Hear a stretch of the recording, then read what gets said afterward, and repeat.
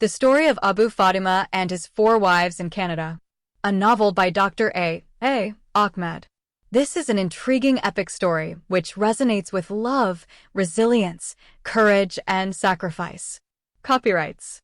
All rights are reserved. No part of this book may be reproduced, stored in a retrieval system, or transmitted in any form or by any means without the prior written permission of the author, except by a reviewer, who may quote brief paragraphs for a review to be printed in a public newspaper, general magazine, school journal, or university article. This book is a work of fiction, but the entire novel is based on real stories of 4 Muslim girls and their polygamist husband in Canada. All names, characters, places, and events are either the product of the author's imagination or used literary. Therefore, any resemblance to actual people, living or dead, events, or locales is merely coincidental. Chapter 5. The cops are uncovering the nakedness of the wife of Abu Fatima. Meanwhile, the Northern Sudanese Association decided to throw a welcoming party for Abu Fatima and his 4 wives and 6 daughters. The leader of the association himself visited the 3 apartments in which the 4 families of the Muslim polygamist had been scattered and invited them to the party. The party would be held in honor of the families and would be a good chance for them to meet other Sudanese families in the city of Edmonton. The party has been scheduled to take place on the next Friday evening. Since there are 2 days left for the party, it would be good to see whether the released polygamist had followed the strict restriction of the Edmonton Police Authority or not. First, Abu Fatima told the president of the Northern Sudanese Association on the day of his release that he fears only his God Allah and his gracious Prophet Muhammad. In no uncertain terms, he is not going to forsake the Sharia laws of Allah and his beloved Prophet Muhammad and instead follow the secular laws of the infidels. Whatever the Canadian cops might do to him, he must meet his beloved wife Sassan. Accordingly, Abu Fatima headed directly from the jail to his beloved wife's apartment. The leader of the Sudanese community himself took the released husband in his car over there. Even so, the leader advised him that no matter what Sassan is going to do, he should not beat her again. If he dared to hammer her, the neighbors would call the cops, and he should not dream of seeing or meeting her again. When he is released from prison, he would be deported to Sudan. Even so, the terrorist husband refused to listen to the wise advice. Sassan and Sulwa welcomed their furious husband in fear and trembling. When he walked inside the apartment, his favorite wife Sassan fell at his feet, kissed them, and made a million apologies. The 2 frightened wives did everything they could to appease their terrorist polygamist husband. They cooked his favorite food and massaged his body. Abu Fatima warned his wives and made it clear to them that he would not hesitate to beat any one of them if she dared to disobey him or behave inappropriately. The 2 wives swore by Allah and his holy Quran that they would not do anything that would make him angry, and they would obey him as they used to do in Sudan. That day Abu Fatima spent half of the day with his 2 wives and enjoyed having sex with Sassan. Then he left them and went to his first wife's apartment. Ibtisam likewise received her husband in fear and trembling and did everything she could to pacify his anger. She swore on the Holy Quran and her Prophet Muhammad that she would obey him. To prepare the reader for the second serious cultural misunderstanding that followed the release of Abu Fatima, we need to enlighten the Western reader about some Sudanese feminine customs. Every Sudanese bride or wife is expected by society to smoke her body in preparation for her husband.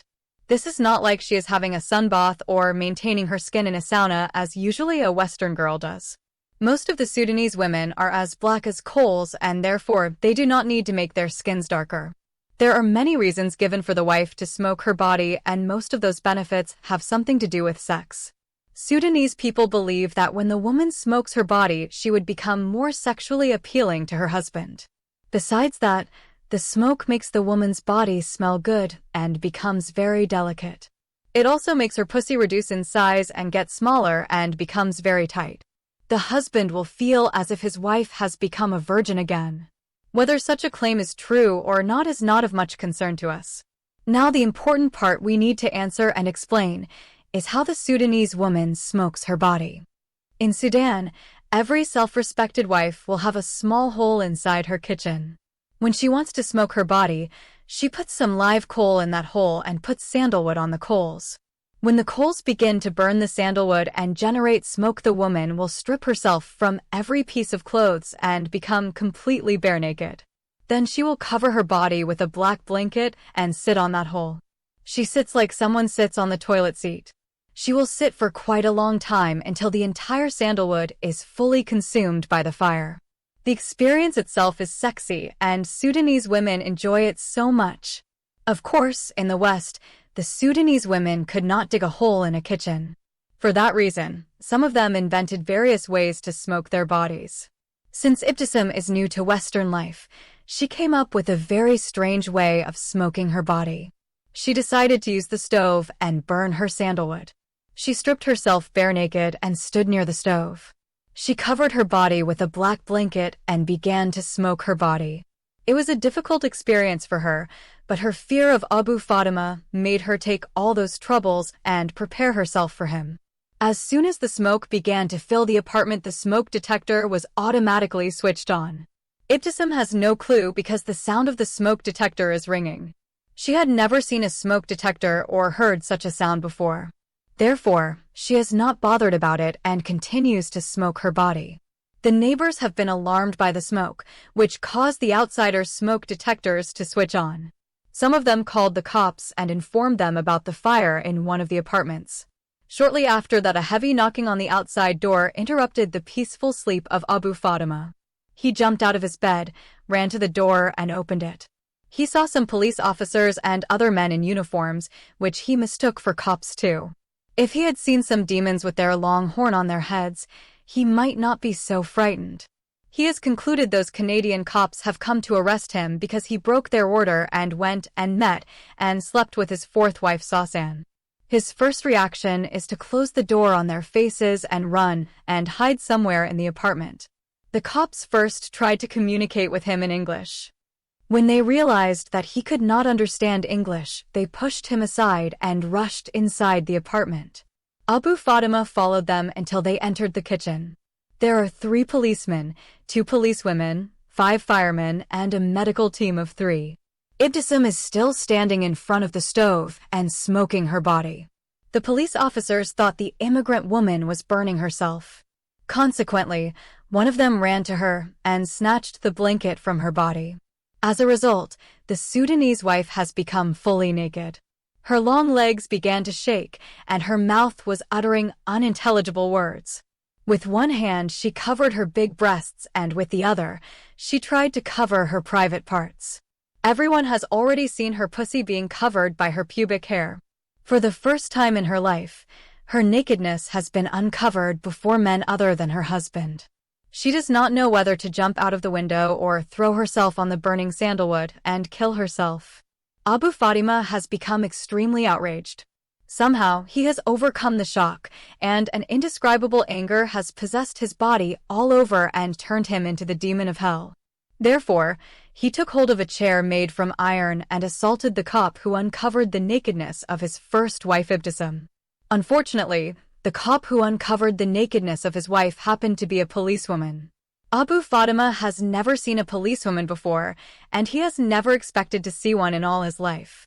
His feminine hatred has been exceedingly intensified, and hence, with all his strength, he hit that policewoman with the chair on her head. The policewoman has fallen flat on the ground. At once she went into a deep coma while her head was bleeding profusely. Chapter 6. The secret love affair of the one-sided love. All those movements happened in a fraction of a minute. The other cops immediately responded and forcefully subdued the extremely angry immigrant man. He has been attacked by 4 cops, and all of them have battered the shit out of him and rendered him unconscious body. The serious beating of her terrorist husband by those huge cops made Ibtisam remain standing like a statue while she was fully bare naked. She did not put on her clothes until the hospital staff carried the bleeding, unconscious body of her husband and the other unconscious policewoman. Then and only then, after everyone left her apartment, she realized that she was naked and put on her clothes. When Abu Fatima opened his eyes again, he found himself in the hospital surrounded by his 4 wives, 6 daughters, 4 cops, and many Sudanese men and women. His head is paining as if it has been blown up by a bomb. When he tried to remember what had happened to him, his memory failed him. Therefore, he began to ask some silly questions. "Who am I?" "You are Mr. Abu Fatima," said the Arabic interpreter. "Where am I?" "You are in the hospital," said Dr. Al-Hout. "Why am I in the hospital?" "Because you had been battered by the cops." "Why had the infidel cops beaten me?" "Because you hit a policewoman on her head and severely injured her. At present, she is in the same hospital in the ICU." The last sentence of the president of the Sudanese community revived the memory of Abu Fatima and made him recall everything. He remembered he got attacked by the cops, and he felt a heavy thing hit him across his head. After that, Abu Fatima could not recollect anything. The sight of his naked wife standing in front of those infidels made him hate her and hate the day he got married to her. He wished that he could be able at that moment to burn her alive and burn those cops with her. He felt that she did not only disgrace herself and him, but brought a curse on his life forever. How could he face other Sudanese people when everyone is going to know that many infidel men saw his wife naked and saw her private parts fully exposed like the day her mother gave birth to her? Abu Fatima remained in the hospital for a couple of weeks before he was discharged and transferred to jail. Shortly after, he was indicted, convicted, and sentenced to 2 years imprisonment. He is supposed to be deported to Sudan after serving his sentence in a Canadian jail if it is not for the intervention of the Northern Sudanese Association. The intervention of the association not only prevented his deportation, but helped him to get a lenient sentence for assaulting a policewoman and seriously injuring her. It is again a silly excuse for the cultural misunderstanding. Notwithstanding, this time the argument of the cultural misunderstanding did not spare the terrorist husband from getting at least a punishment and a criminal record that would haunt him for the rest of his life. During the period of his incarceration, the 4 wives Abu Fatima did not only enjoy peace of mind and freedom, but some remarkable changes happened in their lives. First, they became the center of attention for the Sudanese community in Edmonton City. Many women visited them and talked to them about life in the West. They explained to them the huge difference between the life in Sudan and the life in Canada. The wives of Abu Fatima learned from those women what their rights are. They have been told the husband is not allowed to stretch his hand and beat his wife for whatever mistake she has made. He is not allowed to touch her even if she cheated on him. One Sudanese woman has added her name to the Guinness World Records when she said to the 4 rival wives that if their husband finds one of his wives in bed while she is bare naked and having sex with another man, he is not allowed by the Canadian law to slay her on honor killing. Likewise, no father has the right to beat his daughter or brother his sister for whatever immoral mistakes they have made.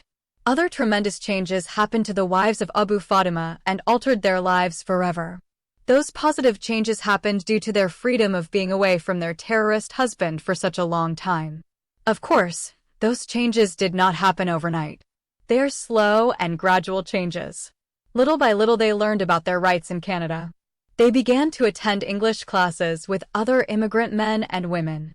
During those classes, the teenage wife Sassen began to have a secret love affair with a young Sudanese boy of her age. Her new boyfriend is 18 years of age, whereas she is 16 years old. He is a handsome young man, and she is an extremely pretty girl. Because she knew she had been watched by the other rival wives of her imprisoned husband Abu Fatima, Sassen tried to hide her love affair as much as she could. No matter how much she concealed her love affair, the other 3 wives came to know about it, and in their visits to their imprisoned husband, they informed him about the immoral affair and adultery of Sassen with the young handsome Sudanese boy. Abu Fatima became outraged and understood that he had made a big mistake by immigrating to the lawless land of the infidels, which allows the wife to cheat on her husband in front of his eyes and can bring her boyfriend inside the house of her husband and fornicate with him. Despite that, according to the law of those infidels, her lawful husband cannot do anything to stop her from committing the haram on his bed. If he slays her in honor killing, then he will be in serious trouble with the law. Likewise, the daughter can have a lover before marriage, commit adultery with him, become pregnant without the marriage bond, deliver an illegitimate baby, and give it to her parents to bring him up. And if her father beats her or kills her, he will be thrown behind bars and imprisoned for the rest of his life. Howbeit, The righteous son of Allah, Mr. Abu Fatima, has determined not to abide by such immoral laws of the unclean infidels. He swore by his God Allah and his holy prophet Muhammad to kill any of his wives or daughters if they dared to commit adultery or disobey him. He believes he should fear his Allah, and no mortal being can stop him from controlling and ruling his women with a fist of iron. He would rather prefer to kill or die for the honor of his wives and daughters. Nevertheless, when his fourth wife Sawsan came to visit him, he told her that if what he had heard was true, then he would peel her skin off and burn her alive when he came out of jail. Sawsan knew her husband was serious in his threat. Therefore, she swore by God that she was innocent and that what her husband had heard were mere lies created by his other jealous wives. Another insurmountable problem that Abu Fatima has to face when he comes out of jail is the secret love relationship between his first wife Ibtisam and the leader of the Sudanese Association. In this case, Ibtisam is truly not in love with Dr. Al-Hud, but she is using him to achieve some secret goals she has in mind. However, she hid them from the retired professor. Therefore, after the arrest of her husband, Ibtisam invited Dr. Al-Hud to her apartment and sought his advice and help. She told him that she wanted to know whether it is allowed in Canada for the wife to divorce her husband or not. She knows in Sudan it is second to impossible for a woman even to think of divorcing her husband. Dr. Al-Hud assured her that she could divorce her husband if she wanted to do so. He even promised to help her to get a divorce. He further told her that there are 3 reasons that a wife could divorce her husband. First, if physical abuse is involved, then she could get an immediate divorce. She needs to convince the court that her husband has abused her physically. The second way is she has to separate herself from him for 1 year. The third one is if he cheated on her with another woman and she could prove it. Ibtisam informed the leader that her husband had beaten her many times in Sudan. The marks and scars of his physical abuse are still written over her body. The fact that her husband has the other 3 wives could be considered cheating because she is his first wife. The question that Ibtisam and Dr. Al-Hud faced was how his first wife was to prove to the court that Abu Fatima had 3 other wives. Those 3 wives are registered as his sisters. The physical abuses in Sudan might not be easy to prove in Canada. Accordingly, the only way to get a divorce for Ibtisam is to separate herself from her husband for a year. Thank God, the separation happened automatically. In the meantime, the reciprocal friendship between the leader of the Northern Sudanese Association and the first wife of Abu Fatima has created in the heart of Dr. Al-Hud what they call one-sided love. It is a mutual relationship for Ibtisam because she is using him to get a divorce, while the old geezer is exceedingly pleased to have such a young and beautiful lady as a girlfriend. She is 30 years old, whereas he is 82. Therefore, he often visits her apartment and spends quite a long time with her. He always purchases some groceries from his pocket and brings them as gifts to her. Ibtisam followed the wise advice of Mr. Al-Hud and stopped visiting her terrorist husband in jail. Ibtisam knew and understood that her terrorist husband could do nothing to her while he had been kept inside the prison under lock and key. Chapter 7. An illicit friendship of Ibtisam. During the period of the confinement of Abu Fatima, Ibtisam became friendly with a Sudanese family. The family is living in the same building she is living in. They have 5 children, 3 boys and 2 girls. Ibtisam visited the family often in their apartment. At first, she became friendly with the wife. Slowly she began to flatter with her husband. The husband responded to Ibtisam's passion, and in due time he fell in love with her too. When the wife discovered the secret love affair between her husband and her new neighbor, she cut her friendship with Ibtisam. She confronted her husband about his illicit affair with the new woman. At first, the unfaithful husband denied the illicit affair. Howbeit, the wife pressurized her unfaithful husband until he confessed it. She insisted that her husband should cut his relationship with her neighbor. That is not all. She demanded that they should move from Edmonton City to Calgary City. The wife wants to nip the problem in the bud. She is aware that her new neighbor is more beautiful than her and 10 years younger than her. Furthermore, she understood that Islam allows the husband to have 4 wives at the same time. Before such a disaster occurs, she is determined to separate the stone from the egg. She is scared her husband might sleep with her neighbor and impregnate her. On the other hand, she thought Ibtisam might be interested in developing such a secret love affair further because her husband is an old man and in jail. In the beginning, the disloyal husband refused to move to another city. When his outraged wife troubled him, he yielded to her pressure. Nevertheless, the distance has not killed the love of Ibtisam and her friend's husband. They continued to talk to each other on the phone. His first wife works all night in old people's home care, and that gives her husband enough time to contact his girlfriend. They began to have cyber and verbal sex. Ibtisam agreed to show her boyfriend any sexy part of her private parts, but she said to him she would not allow him to have real sex with her until he first married her in a halal Islamic marriage. She said she does not mind sharing him with his first wife. Moreover, she informed him that she had applied for divorce from her imprisoned husband. In the meantime, the third wife of Abu Fatima Sulwa also fell in love with a man from the Sudanese community. He is another handsome young man, but he is a divorcee. His wife cheated on him and ran away with another handsome Arab man. For that reason, he divorced her on the basis his unfaithful wife was openly cheating on him with another guy. However, Sulwa is cleverer than San and Ibtisam. She hid her love affair from the other rival wives of Abu Fatima. She met her lover for the first time in the hospital when her husband was there. She exchanged a few glances with him. The second time she met him at the Sudanese party, which was organized to welcome Abu Fatima and his 4 families. However, the terrorist husband is locked behind bars when such a celebration takes place in his honor. At the second meeting, the 18-year-old wife Sulwa also exchanged those loving smiles and glances, and the boy understood her feelings toward him. The third time they met was at a Sudanese wedding. At this time, they did not only talk to each other, but they hugged and kissed. They revealed their deep love for one another. Then and only then, the other 3 wives of the apprehended husband discovered the secret love affair of wife number 3. Meanwhile, the prisoner Abu Fatima has been regularly updated about the improper behaviors of his 3 wives, San, Ibtisam, and Sulwa. The main informant is his second wife Intisar. She is the only spouse who continues to be faithful to her husband. Most probably, the reason for her unwavering fidelity has something to do with the blood relationship she has with him. She is his cousin. Meanwhile, the 4 Muslim wives of the polygamist immigrant continued to visit him for a while when he was in prison. Howbeit, after 6 months, his youngest and most favorite wife and stopped visiting him.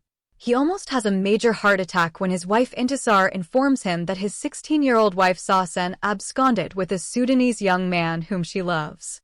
No one knows where the 2 lovers had run to. Abu Fatima swore to Allah that when he came out of prison, he would search for them everywhere, and when he found them, he would slay them both in honor. After wife number 4 ran away, wife number 1 also began to rebel against her husband.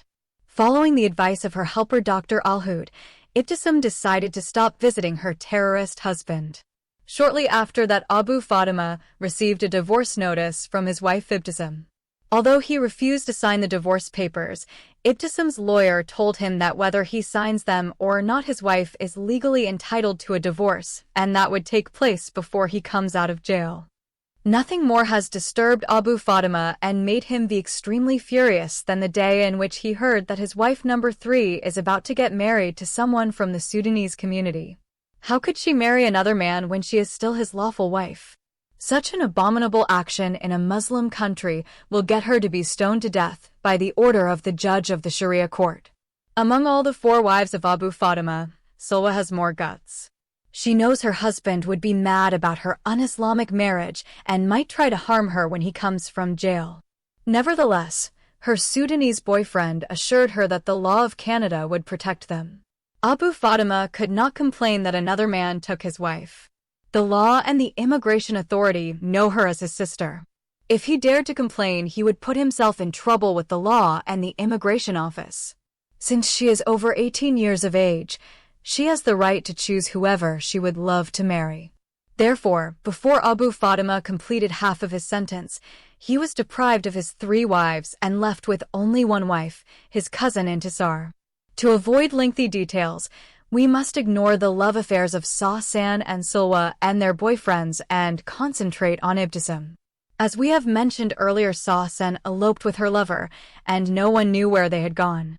Silwa got married to her boyfriend 10 months after the time Abu Fatima was thrown behind bars. Before her ex-husband, or rather a pseudo-husband, is released from jail, Silwa delivers a baby boy.